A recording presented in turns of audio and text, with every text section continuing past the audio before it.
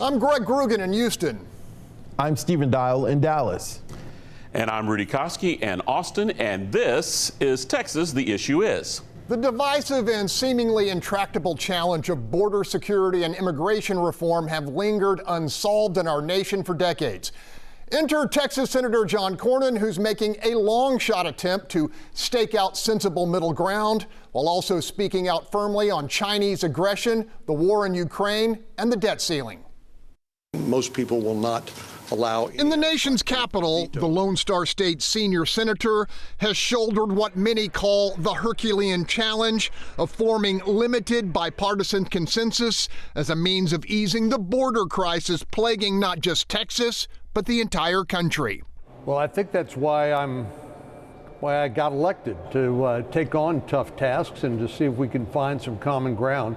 The sad fact is, Greg, though, that given the president's open border policies and what's been happening at the border, it's made it much harder for us to find that common ground. But I think it all starts with border security.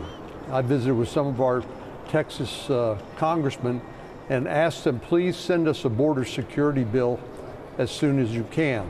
And then we can begin to look here in the Senate for building a bipartisan consensus to get us to 60 votes. As a practical matter, that's the only way we can get anything through the Senate, and then hopefully to the president. But I agree, it's a uphill task, but it all starts with border security.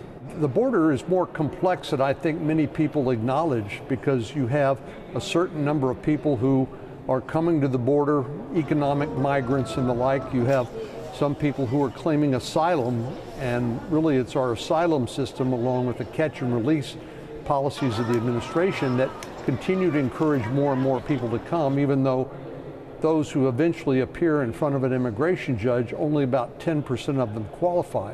The problem is many of the rest just sort of melt into the great American landscape. But I think if we could start by fixing the broken asylum system, that would be a good start. Cornyn insists the price of continued congressional inaction and stalemate will be painful and human. We've seen the drugs that have taken the lives of 108,000 Americans coming across that border.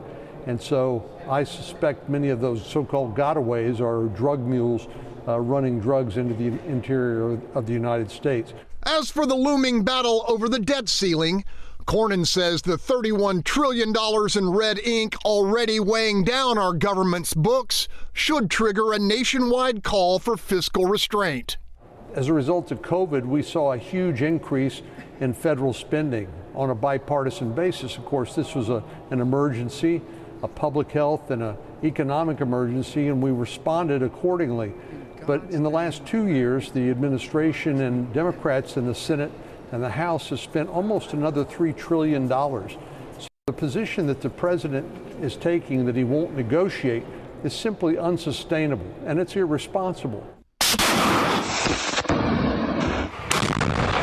On the issue of aid for Ukraine, Cornyn fully supports provision of advanced American weaponry, including the M1 Abrams battle tank. We need to continue to help them because Mr. Putin is not going to stop.